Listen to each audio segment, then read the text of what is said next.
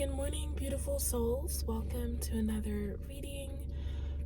Before I get started, if you'd like to book with me, all of the instructions are down below in the description bar, and you can also find me at sunflowernay.com. So I pulled some cards this morning for myself, but it felt like kind of a collective message as well, and a collective kind of theme. So I'm going to share with you what cards were pulled, and afterwards I will, or kind of as I'm going, I will explain what each one means in this grand theme. But the basic theme is like reconciling your past, reconciling your inner child with your current self. It's like a reconciliation energy of like allowing yourself to heal, and it's very in line with the past few videos that I've been making, ones about changing your story, even the ones about dealing with shadows. Now, many of you may not be aware, but I did actually have a channel last year before this one that had a lot more videos about like healing, and it was a tarot based channel, but it was kind of, it was, for me, it represents something that was a lot more inspired, because it was at a time where I had already kind of awakened, or right after I'd kind of awakened a little bit more, and I'd started doing tarot, and I'd followed the call to start doing messages on YouTube. And that channel actually grew pretty quickly, and I had some really amazing videos on there.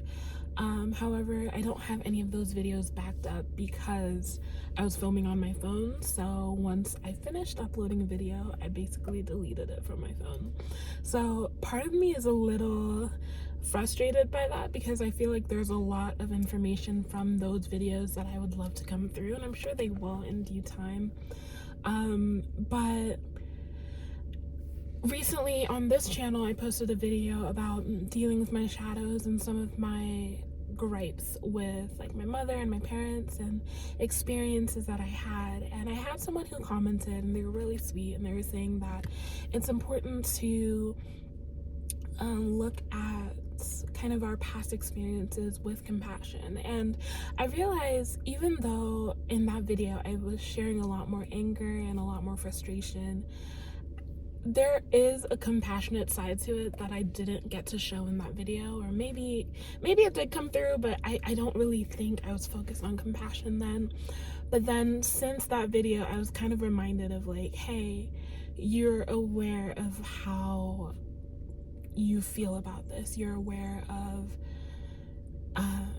kind of like, it's like I had come to peace with it in my own way. It's like certain things still came up to frustrate me, but at some point I had accepted that it was what it was, and then in the past few months it came up all over again in a different light. So I do kind of want to share a little bit more of the empathetic side in this video, but first I will just read the cards, and then you can interpret it as you need to in your own life. And again, if you need clarity for yourself, you're welcome to book with me. But yeah, so I laid them all out on my dashboard. So the first was the Nine of Swords in reverse, which is basically like yielding or surrendering. And naturally, and I'll just tell you like how I kind of read the cards and how I ask questions. So that card came out, and then the second card to come out was the Three of Swords in reverse, which is about healing. Upright it is about grief, it is about heartbreak, it's pain. But in the upright, it's like you're starting to heal and stitch yourself back together. So for me, the natural occurrence, or the natural question, was then, okay, what am I yielding to? What am I surrendering to? What needs to happen for myself? And then I got the Six of Cups. And Six of Cups very much represents nostalgia, but it has several meanings. It's depending on how you look at it, depending on how your energy feels towards it. It could be about looking into the past or looking into the future. It could be about moving forward, or it could be about looking to the past. So for me, in this sense, in this so far, I saw it as kind of looking to the past. And so, and then right after that, the King of Cups came out, the master of emotions. He is fully in control of his emotions. He's aware of his emotions. He knows how to manage and deal with his emotions in a responsible way. But then the last three cards were the Eight of Pentacles, which has to do with your work and your effort and your kind of labor. The Five of Cups in reverse, which represents is basically like acceptance. In the upright, it's about loss, but in the reverse, it's about acceptance. And then I got the Nine of Swords in reverse, which is again about healing. So for me, at the end of this, I saw it as a reconciliation of my heart, a reconciliation of my emotions. And with the Six of Cups, it's like a reconciliation of the past and healing from it. And so this is, I see a raven, one of my many spirit animal totems. So it's kind of this energy, again, with everything that I've been saying, especially about changing your story. That video should be uploading very shortly. It's this energy of like coming to terms with everything that has happened. And for a lot of people have dealt with heavy abuse, heavy situations where it's just super painful, and it's very difficult to even begin to think about healing from that, right? It's like, how do you even go into healing that? And a lot of people store up anger and resentment, and that never fully goes away, which is where shadow work comes in, because shadow work is about kind of diving deeper into the darker parts of ourselves that we repress, right? You might be angry, but you just don't allow yourself to express that, or you don't allow yourself to look at that part of your life because it was too painful. But the whole point of shadow work is that you look at that, and you look at those dark moments, and you look at exactly how that affected you, and you come to terms with it. And instead of you allowing it to make you weaker or more argumentative or more like in pain, you use it, you transmute that pain into a like a strengthened state. So if you'd like kind of a part one of what I'm about to discuss, definitely watch my dealing with my shadows. I went into some things that were very painful for me and very influential on even how I am now, in a more negative way, in terms of my finances, my regards to love, myself and shame and all that stuff. This video, I'm going to express a little bit more of like empathy and compassion. So starting from this idea that when we come to this earth, we choose our parents, we choose the experiences that we're going to have, and then of course the veil of forgetfulness. When we incarnate on this earth, we forget all that. And something that I've had to deal with and really question about is like, why would I choose the experiences that I had? And I think that's a very natural question. Why would I choose pain? Why would I choose abuse? Why would I choose, these parents in this situation, in this incarnation, to deal with this? And I think it's a very loaded question, and I think for a lot of us it's very difficult to even begin to understand that. And there's like karmic things involved in it, there's past lives involved in it, there's just realizing that this incarnation is not your only incarnation, and there are lessons that are meant to be learned, or things that you're meant to work through because of past situations and past laws, and like you might have experienced something in a past life that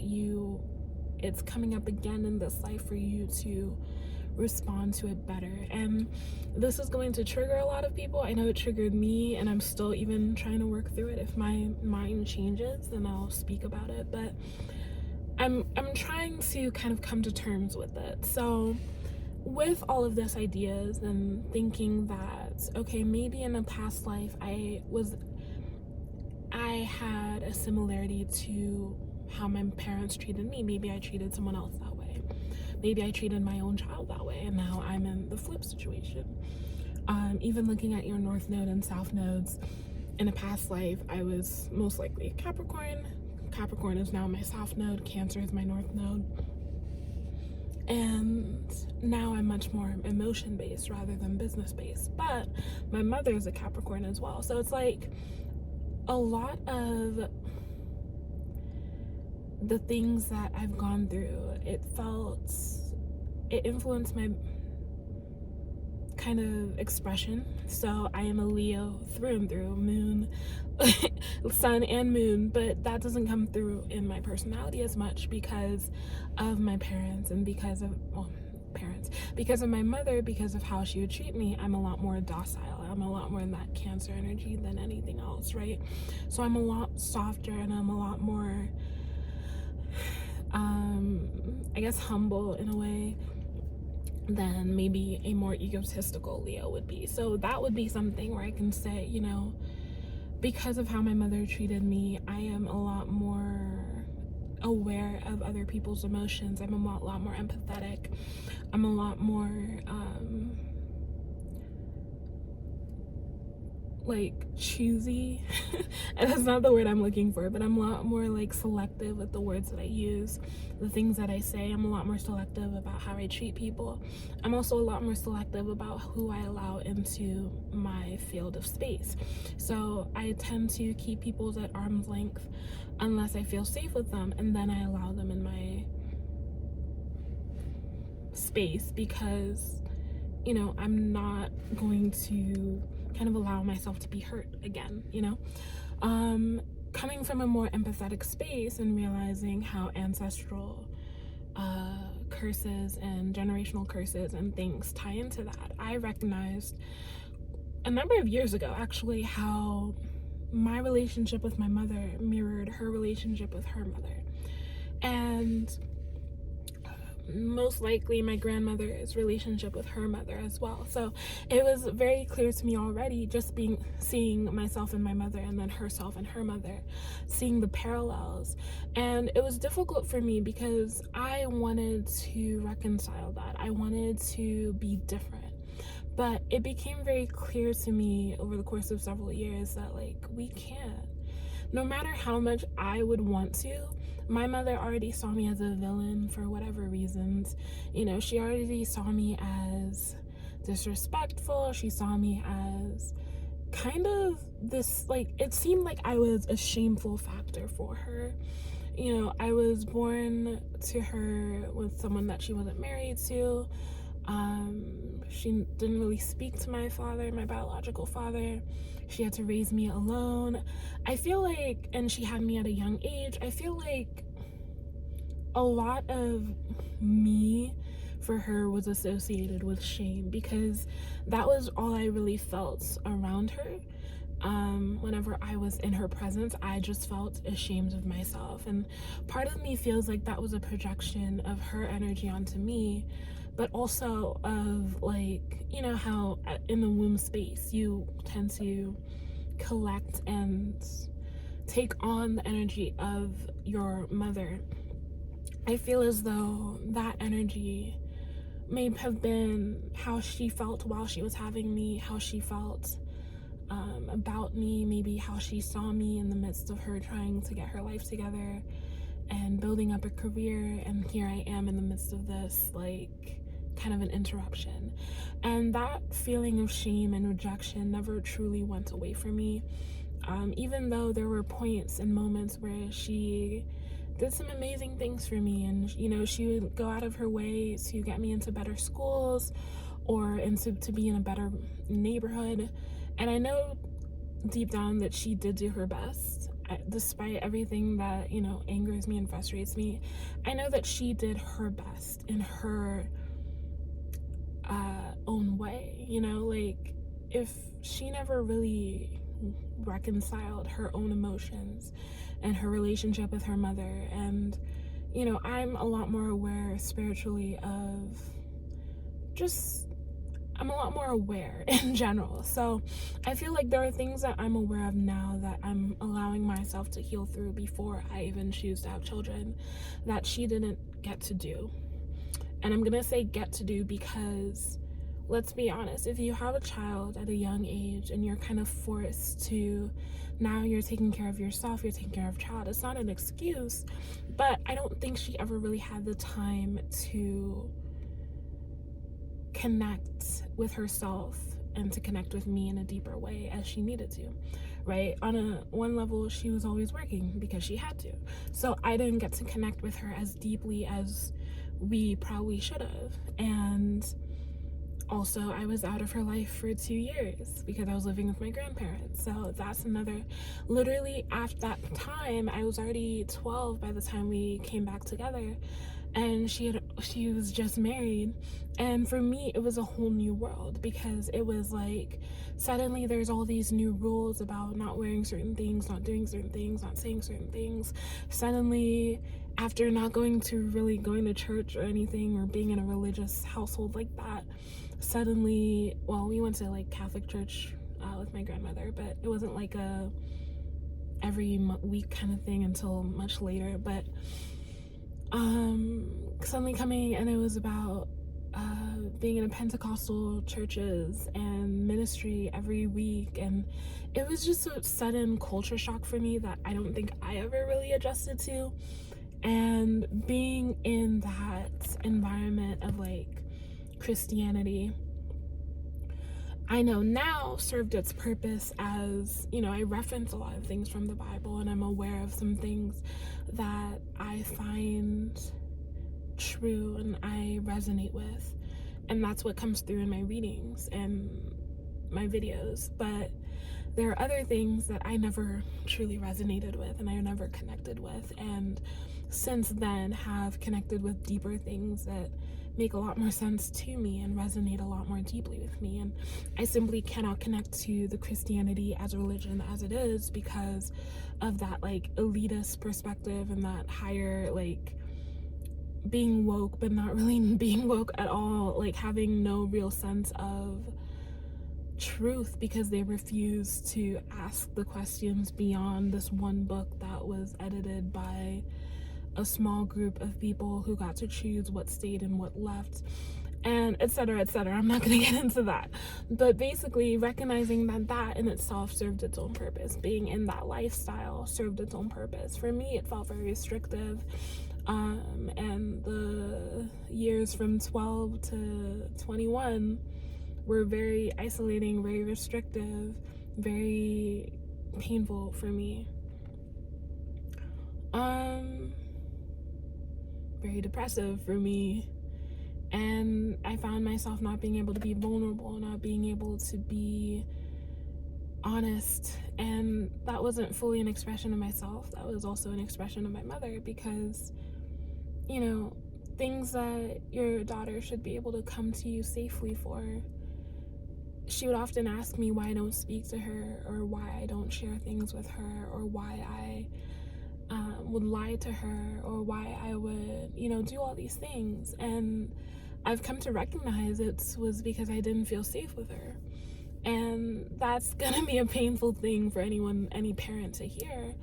And of course, it's always going to be a projection against me of me being in the wrong and me doing all these things. But I've come to recognize that that's simply not fully the case, right? I had my problems, I did my things, but if I had any sense of safety emotionally, mentally, physically with my mother, I would have been a lot more vulnerable. If I had felt safe enough to share, you know, other perspectives or my true beliefs or how I felt about certain things where I wouldn't be ridiculed, where I wouldn't be told to pray more, where I wouldn't be told that I needed to read my Bible more, where I wouldn't be isolated from the books that I loved, because I loved reading fantasy books.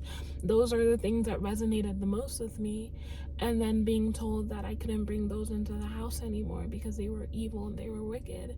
That was a sense of removing something that was safe for me, because those books, in the midst of everything that I experienced at home, was also a midst of safety for me.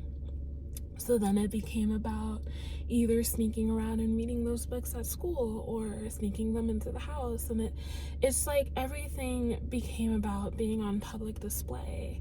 I never felt like I had privacy or I had any sense of myself. Like, maybe I had my own room, but I had to keep the door open. Or, you know, if my parents created any kinds of stories in their own minds about what I might have been doing or watching or whatever, then whatever was connected to their storyline would be taken away from me.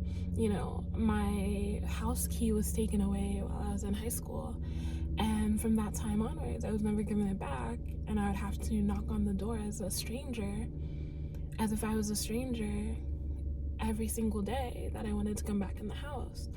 And then I would be asked questions of like, why don't I act like I'm part of the family? You could see it in pictures that we took. I always stood off to the side.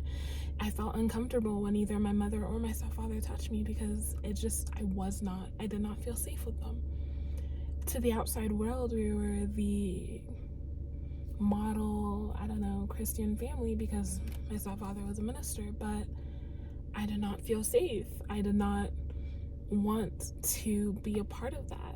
And yeah, like, I can come from it from an empathetic space of recognizing, you know, people needing to do healing, people needing to learn more about themselves and their history and culture, and not simply giving into a religion just because it's convenient. And like, I don't know. For me, it was about asking more questions than simply, I don't know. Christianity and reading the Bible and stuff was like a stepping stone for me, but it didn't end there for me. I didn't feel like it answered all the questions for me, or it served its purpose for me. But I recognize the purpose that it serves in the grand scheme of things. I recognize the purpose that having my parents did served in the grand scheme of things. I recognize how internalizing the things that they would say to me has served its purpose and generated a lot of shadows for me that I have to work through. But, you know, coming at it from a more compassionate sense of like that grand scheme and recognizing the purpose that it serves at least helps me reconcile a little bit better. It doesn't excuse it. It doesn't say, oh, it makes everything better. But I can at least have a sense of awareness that served its purpose. But this story from here on out is what I choose for it to be, you know? And if you're watching this and it's like you've experienced something similar, or you have a similar outlook, or maybe you've been battling and struggling with that perspective as well, I would recommend that, again, you take it from a bigger outlook. Now, you don't have to necessarily come to the perspective of, oh, I chose this, therefore I have to accept it. You don't have to do that. That is, again, a very difficult thing to come to terms with, and a little frustrating, right? It's because, again, why would I choose this? Why would my soul choose this? And I can't fully answer that. But for me to come to that perspective and to say, okay, if I chose this and if my soul chose this, then perhaps me having gone through everything that I've gone through is for the purpose of me helping people who've gone through something similar, or for the purpose of me helping shift the perspective of new parents or other parents, you know.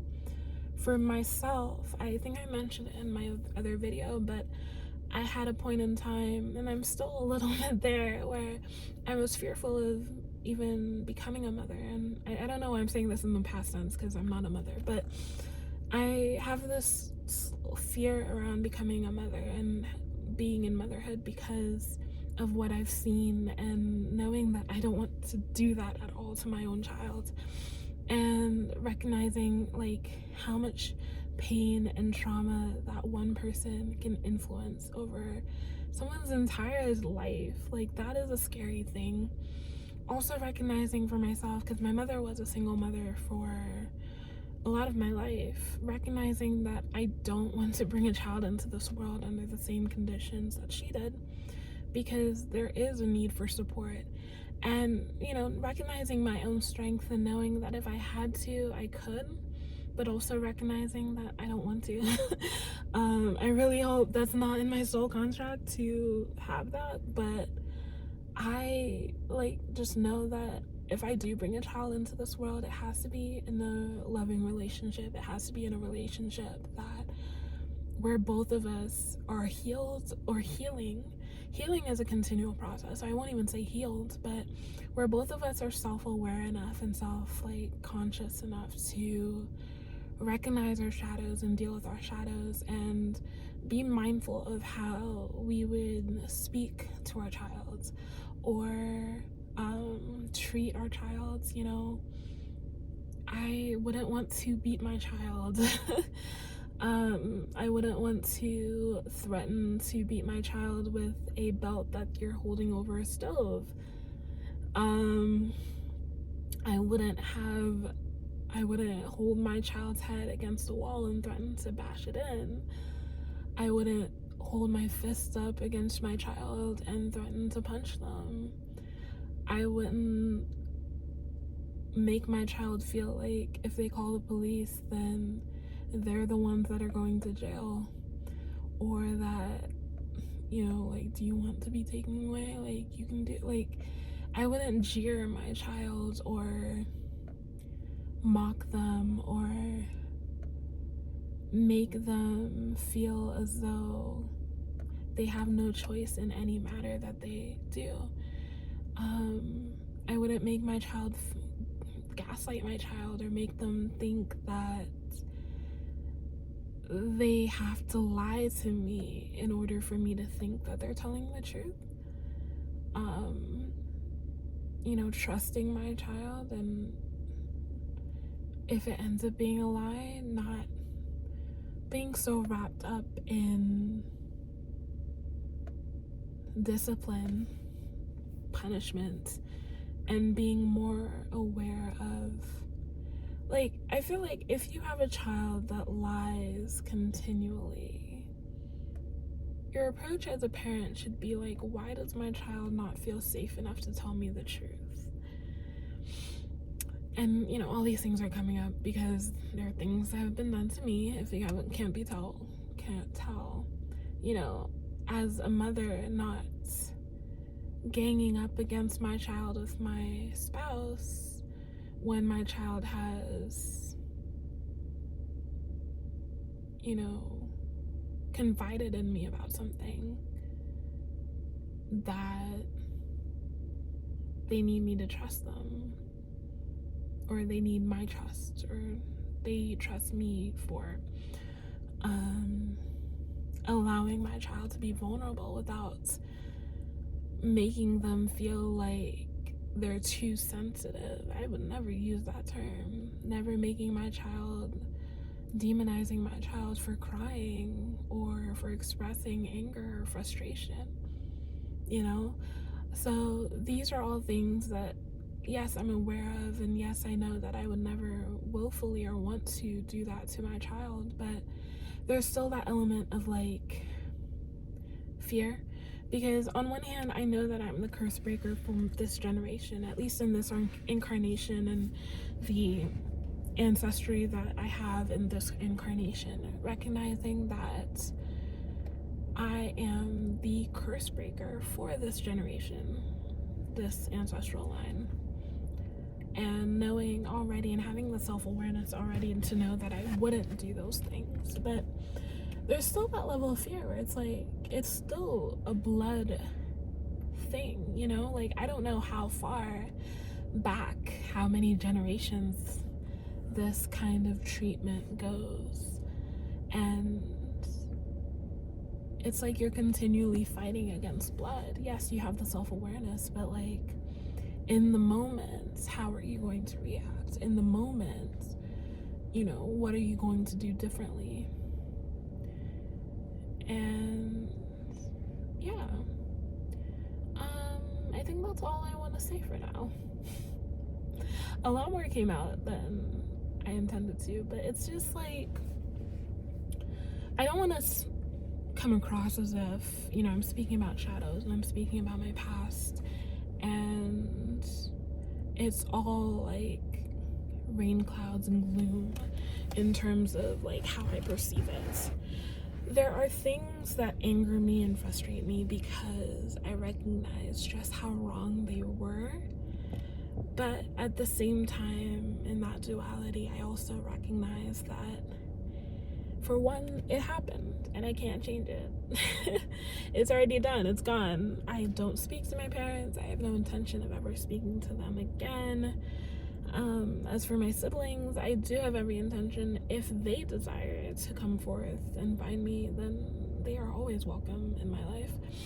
But as for my parents, I have no intention of reconciling that on a 3D plane.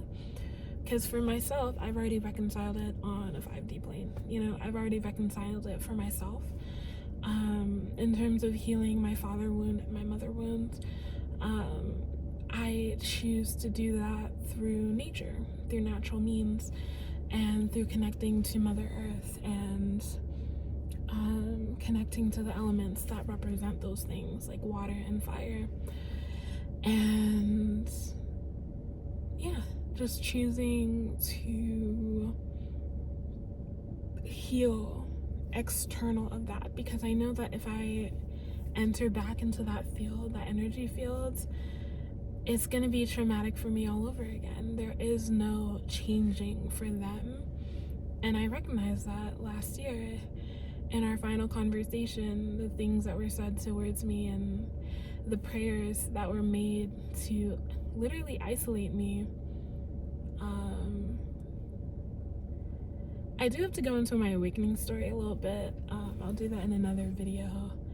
But it's like, last year entirely was a year about awakening for me and coming into an awareness of who I truly was and what I truly desired and wanted, and really allowing myself to break out from the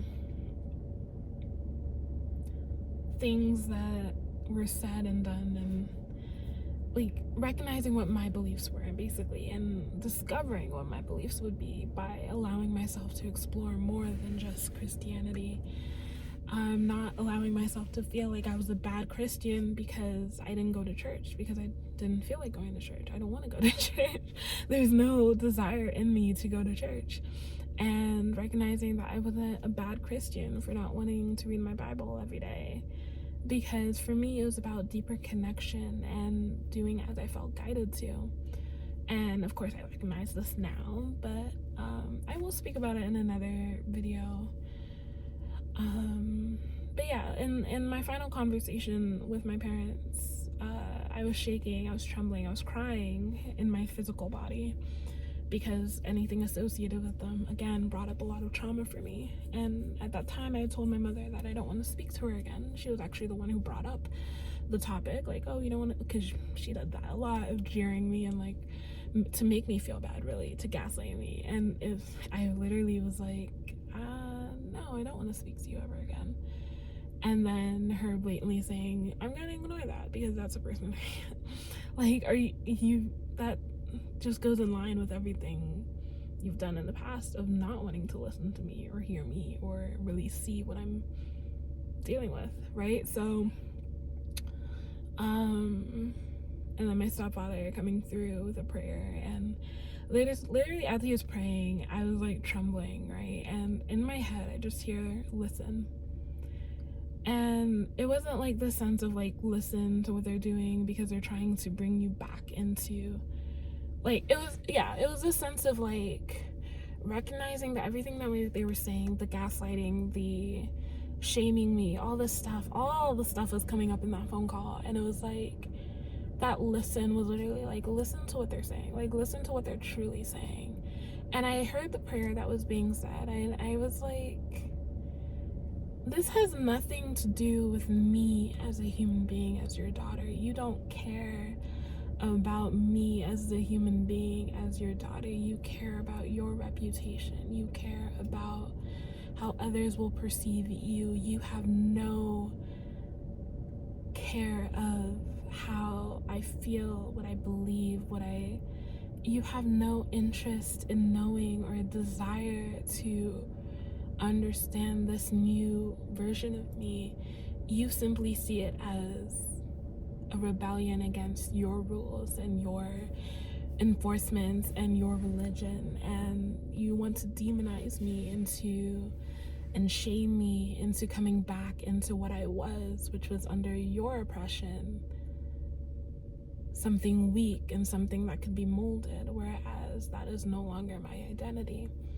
And so after that call, I was crying, I was frustrated, I was upset, so upset, because I was like, how is it that even when I say, for the first time ever, I finally say exactly how I feel, and you still don't listen to me, and you still ignore me? That hurt me the most, and I blocked them. I didn't block them everywhere, because I posted a video about my mother having narcissistic tendencies, and then everyone wanted to attack me and say, how dare I, and how could you do that to your mother? And it was always this thing about like me against my mother. I'm like, what about the other way around? And like, it was about their reputation, like, how could you do that to your mother? How, like, you're hurting her. I'm like, how about how she's hurt me? She's never gonna take responsibility for that. I take responsibility for the ways I've hurt her. I do. I recognize that. But you're never going to take responsibility. So why should I feel any remorse for saying my truth that you never wanted to hear? Anyway, I got bombarded in emails, in Instagram posts, on WhatsApp, on Facebook, all these things, that I quite literally deleted all my old accounts and everything. Even like a Fiverr account that I had started to help make money on the side, I was messaged through there. I had to delete it. I had all these things set up because I was trying to build this new thing, and so I deleted my YouTube channel, deleted my TikTok, deleted all Instagram, everything that was connected to my old life. I deleted. Lost a lot of good things there, but so be it. And yeah, and it is what it is.